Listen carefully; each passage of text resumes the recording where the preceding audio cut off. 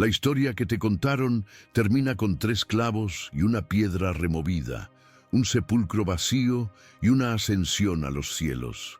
Es una historia de finalidad, de un legado espiritual dejado en manos de hombres para que construyeran un imperio de fe. Pero, ¿y si ese no fuera el final, sino el prólogo de la historia más grande jamás ocultada? ¿Y si el verdadero testamento de Cristo no fue entregado a los apóstoles con palabras, sino confiado en el más profundo y sagrado silencio al vientre de una mujer? La única que nunca lo abandonó, la que permaneció al pie de la cruz cuando los demás huyeron. Prepárate, porque estás a punto de embarcarte en un viaje a través de los mares del tiempo, hacia una verdad que no ascendió a las nubes, sino que echó raíces en la tierra de los hombres, una verdad tan poderosa que su sola existencia amenazaba con derribar los cimientos de la institución más grande que el mundo ha conocido. Este no es un relato de fe ciega, sino de conocimiento prohibido. Lo que vas a descubrir no es una simple curiosidad religiosa, sino el secreto mejor guardado de la cristiandad. Una revelación custodiada durante 2 milenios, perseguida con fuego y espada, y borrada de los evangelios por manos que temían su poder. Piensa por un momento en los grandes concilios de la Iglesia, como el de Nicea. Nos los presentan como asambleas de hombres santos buscando la verdad divina.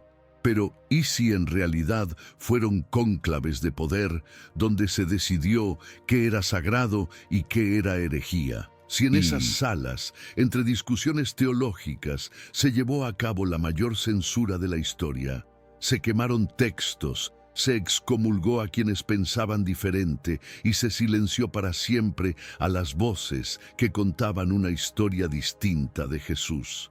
Una historia más humana, más completa, una historia en la que el amor divino no excluía el amor terrenal y en la que el linaje sagrado no era solo una metáfora espiritual, sino una realidad de carne y hueso. Te han presentado a María de Magdala como una pecadora arrepentida, una figura secundaria rescatada de la oscuridad, cuya devoción era un simple agradecimiento. Pero tu intuición siempre te ha dicho que había algo más, ¿verdad? Analiza los propios textos canónicos, los que sobrevivieron a la purga. ¿Por qué fue ella y no Pedro la elegida para ser la primera testigo de la resurrección, el evento fundacional de toda la fe cristiana? ¿Por qué se le confió a ella la misión de anunciar la noticia más importante a los propios apóstoles, convirtiéndola así en la apóstol de los apóstoles? La Iglesia te dio una respuesta simple, pero el alma sabe que las respuestas simples a menudo ocultan verdades complejas. La verdad es que su importancia no fue un accidente, sino la prueba silente de su verdadero lugar en la vida de Jesús, un lugar que la Iglesia necesitaba desesperadamente ocultar para construir su estructura de poder patriarcal.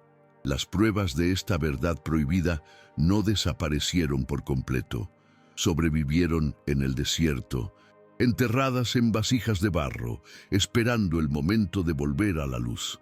Textos como el Evangelio de María Magdalena o el Evangelio de Felipe, descubiertos en Nag Hammadi, nos pintan un retrato radicalmente diferente.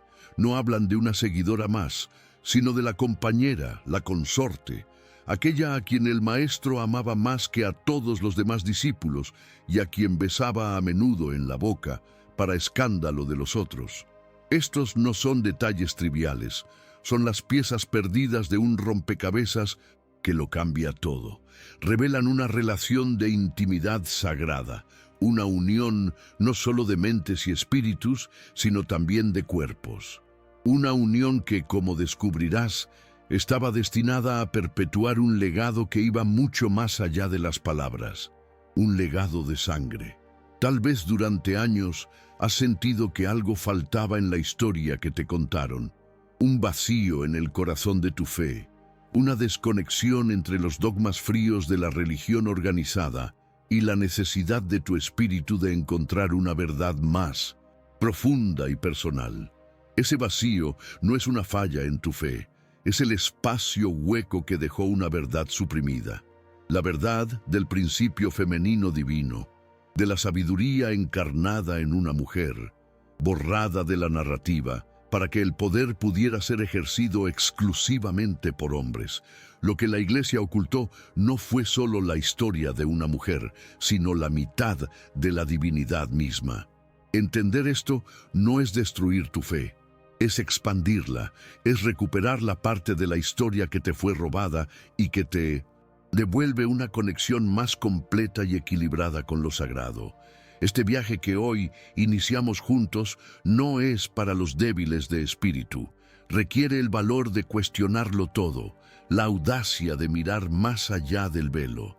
Lo que vamos a desvelar en los próximos capítulos no solo desafiará lo que crees saber sobre la historia, sino que podría transformar tu propia vida espiritual para siempre. Si tu alma busca respuestas más allá de lo que te han contado, si sientes el llamado a descubrir el secreto más celosamente guardado de la humanidad, entonces has llegado a tu destino. Este es tu lugar. Suscríbete ahora a La Voz de los Días y activa las notificaciones. No te limites a ser un espectador de la historia. Conviértete en un buscador de la verdad. Juntos vamos a descorrer el velo y a escuchar las voces que intentaron silenciar. La revelación más impactante de todas te está esperando. Imagina por un momento el aire denso y polvoriento de Judea tras la crucifixión. El silencio que ha caído sobre Jerusalén no es de paz, sino de miedo y confusión. Los hombres que habían caminado junto al Maestro, que habían jurado dar la vida por él, ahora se esconden tras puertas cerradas, paralizados por la duda y el terror a la persecución romana. Pedro, la supuesta roca, se ha resquebrajado negándolo 3 veces. Los demás están dispersos, como un rebaño sin pastor.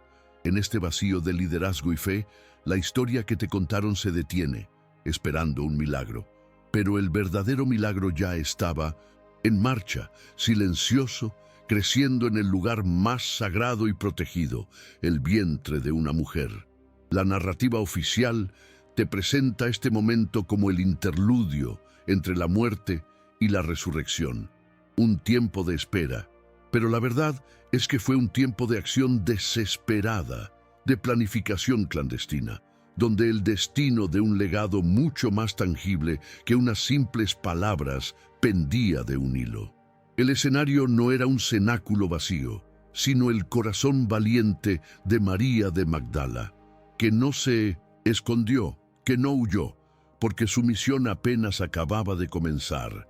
Analiza con cuidado lo que los propios evangelios canónicos, los que sobrevivieron a la censura, se vieron obligados a admitir. En el Evangelio de Juan, capítulo 20, ¿quién es la primera persona en llegar al sepulcro al amanecer? Es ella. ¿A quién se le aparece primero el Cristo resucitado? A ella. Y la orden que recibe no es menor. Ve a mis hermanos y diles. En ese instante, Jesús no la nombra simplemente una seguidora, la unge como la primera mensajera de la nueva era, la apóstol de los apóstoles. ¿Por qué ella? ¿Por qué no Pedro, la roca sobre la que supuestamente se edificaría la iglesia? ¿O Juan, el discípulo amado? La respuesta que te dieron, que fue por su gran fe, es una verdad a medias, una cortina de humo diseñada para ocultar una realidad mucho más profunda y comprometida. La eligió a ella porque su conexión no era solo la de un maestro con su alumna, era la conexión del esposo con su esposa, del protector con el futuro de su linaje. Confiarle el mensaje de la resurrección era solo la primera parte de una misión mucho más grande que le había sido encomendada en secreto. Aquí es donde el conflicto nace, no en los campos de batalla, sino en las susurrantes reuniones de los apóstoles restantes. Cuando María Magdalena les trae la noticia, ¿cómo reaccionan? Con incredulidad y, según algunos textos apócrifos, con celos. Pedro, en particular, se muestra hostil. El Evangelio de María Magdalena lo relata sin tapujos. Pedro se queja de que el Salvador la haya preferido a ellos, revelándoles secretos que a ellos les fueron negados. Este no es un simple desacuerdo teológico. Es la primera grieta en los cimientos de la Iglesia. Es el choque entre la gnosis, el conocimiento directo y personal que representaba María, y la estructura jerárquica y dogmática que Pedro comenzaría a construir. El poder no tolera rivales, y en el nuevo orden que se estaba gestando, lo femenino, lo intuitivo, la sabiduría, encarnada en una mujer, era el rival más peligroso. La Iglesia, para nacer, necesitaba un padre fundador, no una madre, y para lograrlo, la historia de ella debía ser reescrita, su importancia minimizada y su verdadero rol erradicado.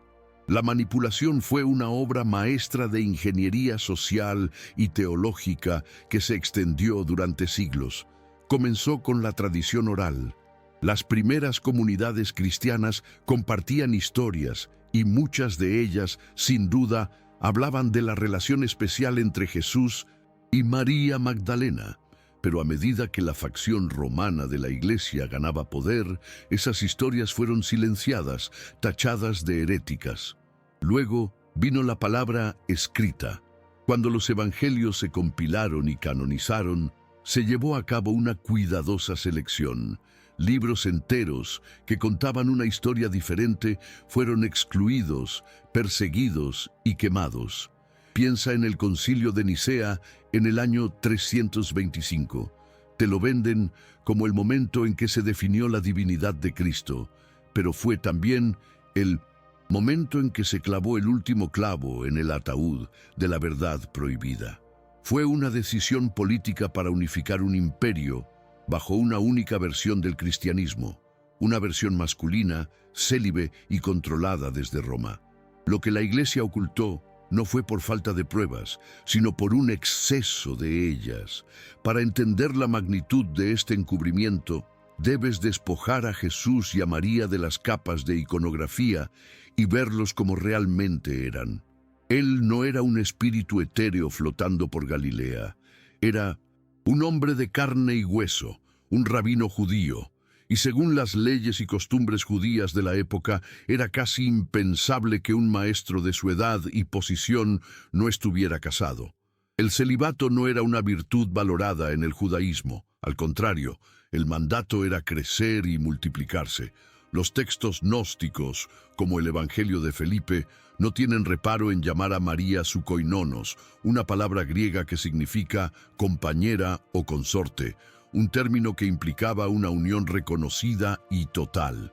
No estaban borrando a una mujer, estaban borrando la humanidad de su Dios para hacerlo inalcanzable, para que solo sus autoproclamados vicarios en la tierra pudieran interpretarlo. Estaban creando un intermediario donde Jesús predicó una conexión directa. Las pistas de esta verdad, aunque perseguidas, nunca fueron destruidas del todo. Sobrevivieron en el árido desierto de Egipto, selladas en jarras de arcilla, como si la propia tierra las estuviera protegiendo para ti. El descubrimiento de la Biblioteca de Nag Hammadi en 1945 fue un terremoto para la teología oficial. De repente, las voces silenciadas volvían a hablar. El Evangelio de Felipe describe cómo el Salvador la amaba más que a todos los discípulos y solía besarla a menudo en la boca. El texto incluso relata la indignación de los otros apóstoles, que le preguntan ¿por qué la ama más que a ellos? Imagina el impacto de estas palabras. No son la fantasía de un hereje, son el testimonio de una comunidad cristiana primitiva que creía en un evangelio del amor sagrado, un amor que no separaba lo espiritual de lo físico. Este es el secreto que la Iglesia temía, la revelación que desmantelaba su narrativa de un Salvador distante y asexuado. El conflicto, por tanto, iba mucho más allá de una simple lucha de poder entre Pedro y María Magdalena. Se trataba de la naturaleza misma del legado de Cristo. Si Jesús tuvo una esposa y más aún, un hijo, su herencia no era solo una colección de enseñanzas espirituales, sino también linaje físico, una sangre real. Esta idea era la máxima amenaza. Un linaje sagrado en la tierra significaba que la autoridad divina no residía exclusivamente en una institución en Roma, sino que fluía a través de las venas de personas vivas. Invalidaba por completo la necesidad de un papa, de obispos, de toda la estructura de poder eclesiástico. La Iglesia necesitaba ser la única heredera. Para ello, tenía que asegurarse de que no hubiera otros reclamantes. Por eso, la figura de María Magdalena fue transformada de compañera sagrada a prostituta arrepentida, una calumnia que el Papa Gregorio Magno oficializó en el siglo VI y que perduró durante casi 1400 años. Fue el asesinato de un personaje a escala histórica. Todo lo que has escuchado hasta ahora es solo el prólogo del verdadero drama. La supresión de los textos y la difamación de su nombre fueron solo el primer frente de una guerra secreta. Pero cuando las palabras no fueron suficientes, cuando la amenaza de la verdad seguía viva, la Iglesia y sus aliados tuvieron que recurrir a medidas más drásticas, porque no estaban luchando contra una idea, estaban luchando contra una realidad biológica. El verdadero misterio no es lo que dicen los textos, sino lo que María Magdalena hizo a continuación. Su huida de Judea no fue la escapada de una refugiada asustada, fue una operación cuidadosamente planificada para proteger el tesoro más grande de la humanidad. Pero esta parte de la historia, la de su épico viaje a través del mar y las raíces que plantó en una nueva tierra, es aún más increíble y peligrosa. Y la revelación que te espera sobre quién la ayudó y a dónde fue cambiará para siempre tu percepción de la historia de Europa. Puede que tu mente, entrenada durante años en la lógica de lo tangible, exija pruebas irrefutables, documentos sellados y firmados por la historia. Pero debes comprender que cuando se perpetra un crimen de esta magnitud, un silenciamiento que abarca 2 milenios, las pruebas no se encuentran apiladas en un archivo. Son fragmentos, astillas de una verdad que fue hecha añicos a propósito. Son como susurros atrapados en el ámbar del tiempo, ecos en textos prohibidos y símbolos ocultos a plena vista. Nuestra tarea no es la de un juez que busca una confesión, sino la de un arqueólogo del alma, que une con paciencia cada pieza del mozafusco para que el rostro de la verdad prohibida pueda por fin ser contemplado. No esperes un mapa claro. Lo que te ofrezco son las estrellas dispersas que, una vez conectadas, te mostrarán la constelación oculta que cambia la forma de todo el cielo nocturno. El peso de esta evidencia no reside en un único documento, sino en la abrumadora convergencia de todas estas pistas apuntando en una única y temible dirección. Comencemos por el terreno que ellos mismos delimitaron, los evangelios canónicos. Incluso después de la más exhaustiva de las censuras, la verdad dejó huellas imborrables. Piensa en el Evangelio de Lucas, capítulo 8, versículos 2 y 3. Allí se nombra a María Magdalena junto a otras mujeres de alta posición, como Juana, la esposa de un intendente de Herodes, quienes sostenían a Jesús y a sus discípulos con sus propios bienes. Esto derrumba la imagen de una simple seguidora humilde. Te habla de una mujer con recursos, con independencia, una mecenas. Ahora ve al pie de la cruz. En Marcos 15:40, mientras los apóstoles varones han huido o se esconden, ¿quién permanece allí, desafiando el poder romano y el oprobio social? Ella. Y la prueba definitiva, la que no pudieron borrar, en Juan 20:16, el Cristo resucitado no llama a Pedro ni a Juan, la llama a ella por su nombre, María, en un momento de intimidad tan profundo que ella lo reconoce al instante. Son estas las acciones y el trato que se le da a una pecadora arrepentida y secundaria. ¿O son las marcas indelebles del lugar central que ocupaba, el de la compañera, la confidente, la única que nunca falló? Ahora, salgamos del jardín amurallado de la ortodoxia y entremos en el desierto, donde la verdad sobrevivió. Cuando en 1945 un campesino egipcio encontró unas vasijas de barro cerca de Nag Hammadi, no sabía que estaba desenterrando la mayor bomba de relojería teológica de la historia. Dentro de esas vasijas estaban los evangelios gnósticos, las voces que el concilio de Nicea había intentado ahogar para siempre. Escucha lo que dice el Evangelio de Felipe. El Salvador amaba a María Magdalena más que a todos los discípulos y solía besarla en la boca. El resto de los discípulos, ofendidos, le dijeron: ¿por qué la amas a ella más que a todos nosotros? La palabra que el texto usa para describirla es koinonos, un término griego que no significa solo amiga, sino compañera, consorte, la otra mitad de una unión sagrada. El Evangelio de María Magdalena va aún más lejos, relatando cómo Pedro, lleno de celos, la desafía diciendo: ¿es que el Salvador ha hablado con una mujer en secreto y no abiertamente a nosotros? Debemos nosotros cambiar nuestras costumbres y escuchar todos a esta mujer. Este no es un debate teológico, es el testimonio de una lucha de poder por el legado de Jesús. La evidencia no es solo textual, es también cultural.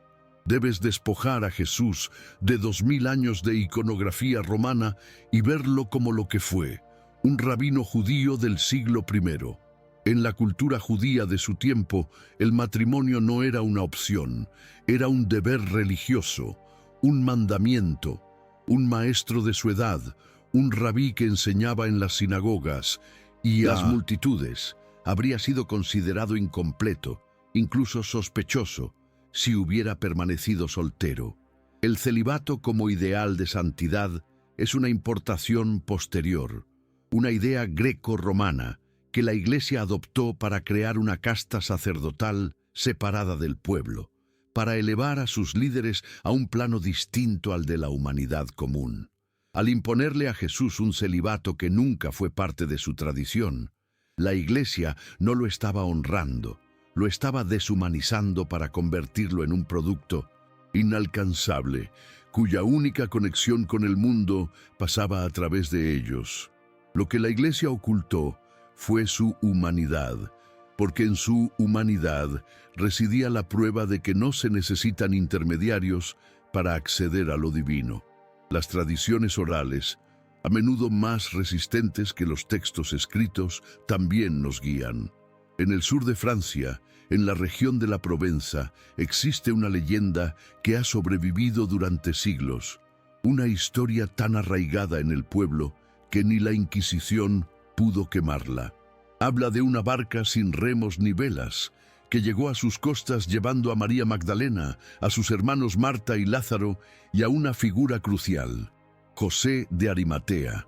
Recuerda quién era José según los evangelios: un hombre rico, un miembro del Sanedrín, el que tuvo el valor de reclamar el cuerpo de Jesús a Pilato y ofrecer su propia tumba nueva. ¿No te parece lógico que este mismo hombre poderoso, con los recursos y las conexiones para desafiar a Roma, fuera también quien orquestara la huida de la persona más importante para Jesús? La leyenda cuenta que María desembarcó en lo que hoy se llama Sainte Maries de la Mer, las Santas Marías del Mar, un nombre que es en sí mismo un monumento a esta verdad prohibida. La gente de esa tierra no necesitó que Roma les dijera a quién venerar. Lo sabían porque la historia se había transmitido de abuela a nieta como un sagrado secreto familiar. Y aquí, en la tierra de los francos, es donde encontramos la clave lingüística que lo desvela todo: el secreto escondido en el corazón del mayor misterio de la cristiandad, el Santo Grial. Durante siglos te han hecho buscar una copa, un cáliz de madera o de oro. Te han enviado a cruzadas y a búsquedas imposibles tras un objeto físico, pero todo fue una distracción. La Iglesia fomentó el mito de la copa para que nunca miraras hacia la verdad. El término original en francés antiguo no era sangrial, sino sang real. Dos palabras, sang real. la sangre real. El Grial nunca fue una copa que contuvo su sangre en la última cena. El Grial, el verdadero cáliz, fue el vientre de María Magdalena, el recipiente sagrado que portaba la continuación de su linaje, la sangre de Cristo. Ella era el Grial. Esta revelación es tan simple y a la vez tan poderosa que tiene la capacidad de derrumbar 2 milenios de dogma. La búsqueda no era hacia afuera, hacia un objeto perdido, era hacia adentro, hacia un linaje oculto. Esta sangre real no se evaporó en las brumas de la leyenda, echó raíces en la fértil tierra de la Galia y, según tradiciones ocultas, se entrelazó con las tribus locales hasta dar origen a una de las dinastías más enigmáticas de la historia de Europa, los merovingios. Los primeros reyes de Francia, conocidos como los reyes de pelo largo o los reyes taumaturgos, a quienes se les atribuían poderes sanadores y una conexión directa con lo divino. ¿De dónde venía esa creencia? ¿Por qué se les consideraba más sagrados que otros monarcas? La respuesta es el secreto que custodiaron. Creencia de que por sus venas corría la sangre del Mesías y su reina exiliada. Esta no es solo una curiosidad religiosa, es una afirmación con implicaciones políticas y espirituales que sacudieron y dieron forma al destino de Occidente. La Iglesia de Roma sabía que no podía destruir este linaje, así que optó por absorberlo, por controlarlo, por reescribir su historia hasta que la verdad quedara sepultada bajo capas de mitos y alianzas de poder. ¿Has visto las piezas, las pistas en los textos canónicos, las confesiones en los evangelios prohibidos, la lógica cultural, las leyendas persistentes y la clave lingüística del Grial?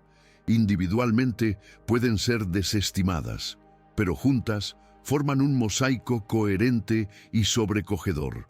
La evidencia de este secreto no grita desde los púlpitos, susurra desde las grietas de la historia oficial. Y lo que hemos desvelado hasta ahora es solo la superficie, la llegada a la costa. La verdadera historia, la más peligrosa, comienza ahora. Porque una vez en tierra, esa sangre real no solo sobrevivió, prosperó, creó reinos, inspiró a órdenes secretas y se convirtió en el objetivo de la cacería más larga y despiadada de la historia. Lo que descubrirás a continuación sobre los caballeros que juraron protegerla y los enemigos que juraron aniquilarla, te demostrará que esta no es una historia del pasado, sino una guerra secreta que podría estar librándose aún hoy. Detente un momento y respira. Siente el peso de la revelación que acabas de recibir. El Santo Grial no es una copa, sino una línea de sangre. Sangre real. La herencia de Cristo fluyendo a través de las venas de la historia, protegida en el vientre de una mujer. ¿Comprendes lo que esto significa para ti, aquí y ahora? Significa que la divinidad no es algo lejano y abstracto, encerrado en iglesias de piedra y dogmas de oro. Significa que lo sagrado eligió encarnarse, vivir, amar y perpetuarse en la tierra, en la carne, en la familia. Esta verdad prohibida no te aleja de Dios, te acerca a Él de la forma más íntima posible. Te devuelve el equilibrio perdido, el principio femenino divino, la Sofía, la sabiduría que fue brutalmente extirpada de tu herencia espiritual para que el poder pudiera ser administrado exclusivamente por una jerarquía masculina. Lo que la Iglesia ocultó no fue solo una genealogía, fue la prueba de que no necesitas intermediarios para tocar lo sagrado, porque lo sagrado corre por las venas de la propia humanidad. Pero una verdad tan poderosa, una que desmantela 2 milenios de estructura de poder, no puede simplemente existir en paz. Es una amenaza existencial. La Iglesia de Roma, ahora un imperio político y no solo espiritual, no podía permitir que este linaje floreciera a la luz del día. Si los reyes merovingios eran la prueba viviente de esta herencia, su existencia era un recordatorio constante de la mentira sobre la que se construyó el papado. Por eso, la historia de los merovingios termina en traición y sangre, con el ascenso de una nueva dinastía, los carolingios, bendecida y legitimada por el Papa. Fue un golpe de estado espiritual y político. La sangre real fue forzada a volver a las sombras, a ocultarse, a convertirse en un secreto susurrado de generación en generación. Y así comenzó la cacería más larga y silenciosa de la historia, una guerra no declarada para aniquilar hasta el último rastro de la descendencia sagrada. En este punto de la historia, el tablero de ajedrez se vuelve inmenso y complejo. La sangre real, ahora despojada de su corona, necesitaba protectores, guardianes que entendieran la magnitud de lo que estaba en juego. Y aquí es donde la historia se cruza con una de las órdenes más misteriosas y poderosas que el mundo ha conocido. Piensa en los cruzados, en los caballeros de brillante armadura marchando hacia Tierra Santa. Te contaron que iban a liberar el Santo Sepulcro. Pero, ¿y si la misión de un grupo de élite, de los 9 caballeros originales que fundaron la Orden del Temple, fuera completamente diferente? ¿Y si su verdadero propósito no era proteger a los peregrinos en los caminos polvorientos de Judea, sino encontrar las pruebas definitivas del linaje y, una vez encontradas, proteger a sus descendientes vivos a cualquier precio? Los caballeros templarios. Su ascenso fue meteórico. En pocos años, pasaron de ser un pequeño grupo de monjes guerreros a convertirse en la organización más rica y poderosa de Europa, respondiendo solo ante el Papa. Te dijeron que su riqueza provenía de las donaciones y de su habilidad para las finanzas, pero esa es solo la mitad de la historia.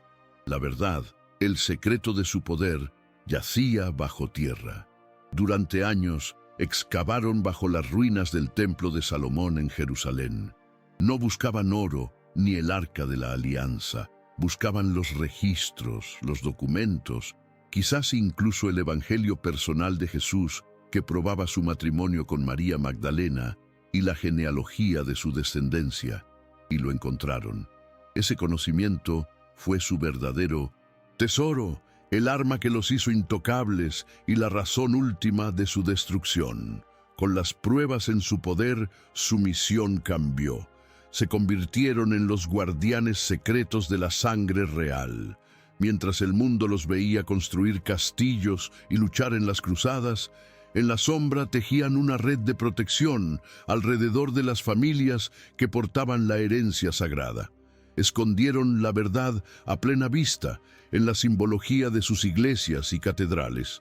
Las famosas vírgenes negras que proliferaron por toda Europa no eran representaciones de la Madre de Jesús, sino un homenaje cifrado a la otra María, a la exiliada, a la reina viuda de piel oscurecida por el sol de Egipto y Judea. Construyeron sus catedrales góticas, como la de Chartres, no solo como casas de Dios, sino como libros de piedra, llenos de conocimiento gnóstico y de la sabiduría del femenino sagrado que la Iglesia se esforzaba por erradicar. Eran los custodios de una fe más antigua y completa. Pero un secreto tan grande y un poder tan inmenso inevitablemente generan enemigos.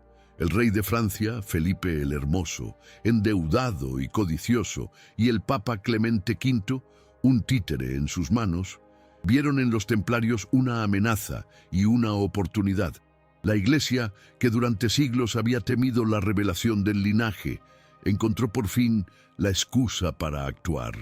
La madrugada del viernes 13 de octubre de 1307, en una operación coordinada por toda Europa, los templarios fueron arrestados, acusados de herejías absurdas, de adorar a un ídolo llamado Baphomet y de escupir en la cruz.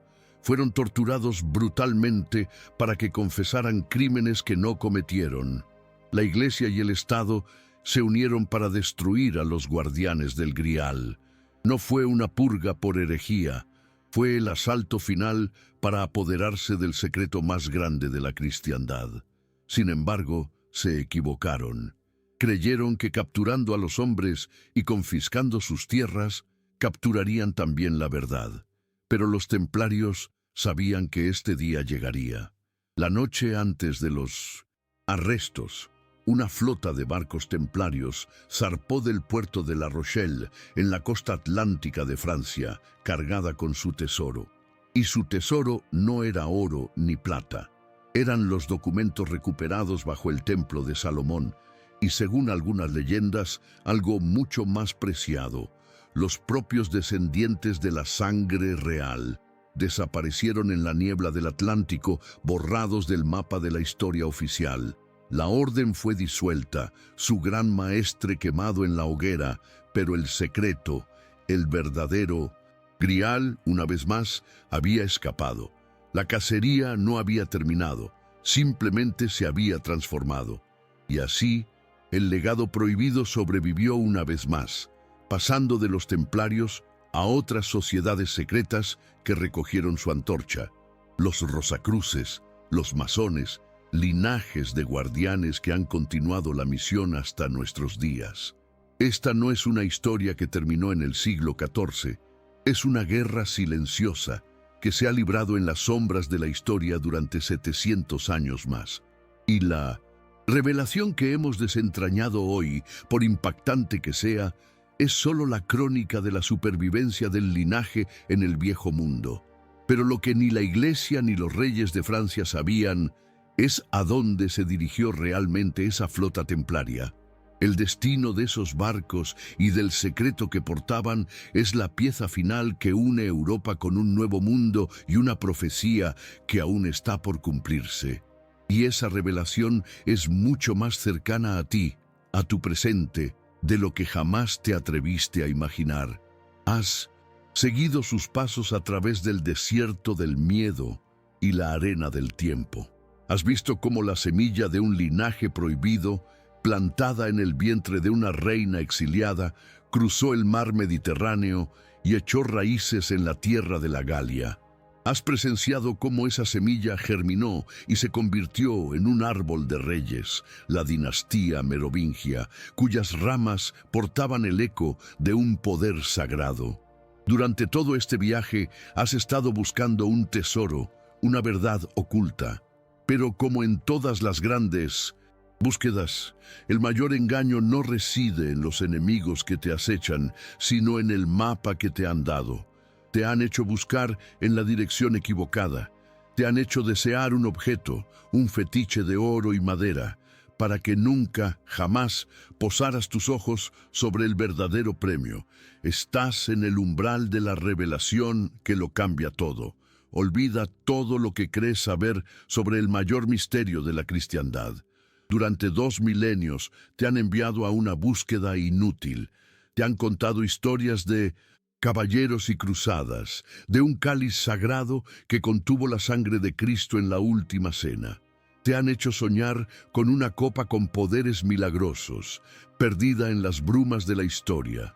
La Iglesia, en su astucia infinita, fomentó esta leyenda, la alimentó con poemas, la consagró en el arte porque era la distracción perfecta.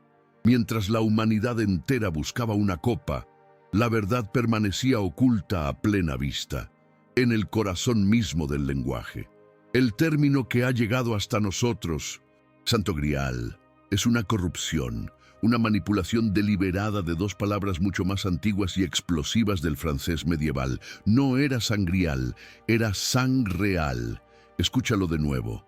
Sang real, la sangre real.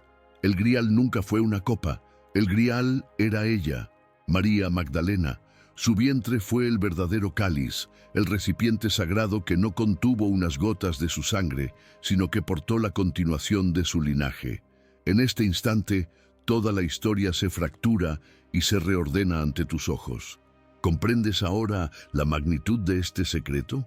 La búsqueda del Grial no era una aventura arqueológica, era una persecución genealógica. Lo que la Iglesia ocultó no fue un objeto, fue una familia. El poder de esta revelación es tan inmenso que explica 2000 años de historia secreta. Explica por qué la Iglesia necesitaba transformar a María Magdalena de reina a prostituta. Explica por qué los evangelios gnósticos que la llamaban compañera fueron quemados. Explica por qué la dinastía merovingia, que se jactaba de su ascendencia sagrada, fue erradicada. La amenaza nunca fue una copa. La amenaza era un niño, un heredero, la prueba viviente de que el legado de Cristo no era una institución en Roma, sino una corriente de vida fluyendo a través de la historia. Esta verdad prohibida no viene a demoler tu fe, sino a completarla. Te devuelve la mitad de la historia que te fue robada. Te enseña que lo sagrado no es algo lejano e inalcanzable que reside en los cielos, sino algo que eligió la tierra, la carne, el amor y la familia para manifestarse. Reivindica el principio femenino divino, la Sofía, la sabiduría que fue desterrada para construir un imperio de hombres. Entender que el Grial es un linaje es entender que la chispa divina no necesita de intermediarios ni de dogmas para ser alcanzada. Es una herencia que corre por las venas de la propia humanidad, un potencial latente en ti. No te aleja de lo divino, te revela que lo divino es parte de tu propia sangre, de tu propia historia. Es la revelación más humanizadora y, por tanto, la más poderosa. Y esta sangre real, esta verdad encarnada, necesitaba guardianes. Tras la caída de los merovingios, el linaje fue forzado a ocultarse, pero no quedó desprotegido. Aquí es donde entran en escena los pobres caballeros de Cristo y del templo de Salomón, los templarios. Te contaron que su misión era proteger a los peregrinos, una noble mentira para ocultar un propósito infinitamente más grande. Los 9 caballeros originales no fueron a Jerusalén a vigilar caminos, fueron a excavar. Durante años, bajo los establos del antiguo templo, buscaron y encontraron las pruebas irrefutables, los registros, los evangelios perdidos, la genealogía que demostraba la unión de Jesús y María Magdalena. Ese conocimiento fue su verdadero tesoro, el arma que les otorgó un poder inmenso sobre reyes y papas. No eran los banqueros de Europa, eran los custodios del secreto más grande del mundo. Con las pruebas en su poder, construyeron sus secretos a plena vista, en un lenguaje que solo los iniciados podían comprender. Las grandes catedrales góticas que levantaron por toda Europa, como Chartres o Reims, no son solo templos cristianos. Son libros de piedra, bibliotecas de conocimiento hermético y gnóstico. Las dedicaron a Notre Dame, a Nuestra Señora. Pero, ¿a qué señora se referían? ¿A la Madre Virgen de la narrativa oficial o a la reina viuda en el exilio, la portadora del Grial? Las estatuas de las vírgenes negras que proliferaron bajo su influencia no eran un misterio iconográfico, eran un homenaje cifrado a María Magdalena, la mujer de Oriente, cuya piel fue oscurecida por el sol de su tierra natal. Estaban honrando a su verdadera reina ante las narices de la Iglesia que la había calumniado. Pero un secreto tan peligroso no puede guardarse eternamente sin que el poder intente reclamarlo. La Iglesia de Roma y la monarquía francesa, representadas por el Papa Clemente V y el rey Felipe IV, sabían, o al menos sospechaban la verdad que custodiaban los templarios. Su poder, su riqueza y su independencia eran una afrenta intolerable. La destrucción de la Orden del Temple en la infame madrugada del viernes 13 de 1307 no fue por las acusaciones absurdas de herejía. Fue el intento desesperado y brutal de apoderarse del secreto del Grial, de controlar la sangre real y de eliminar de una vez por todas a sus protectores. Quemaron a su gran maestre, Jacques de Molay, frente a la Catedral de Notre Dame, creyendo que con las llamas purificarían la historia y harían cenizas la verdad. pero se equivocaron. Creyeron que al quemar a los hombres, quemarían la verdad. Los templarios, maestros de la estrategia, habían anticipado su caída.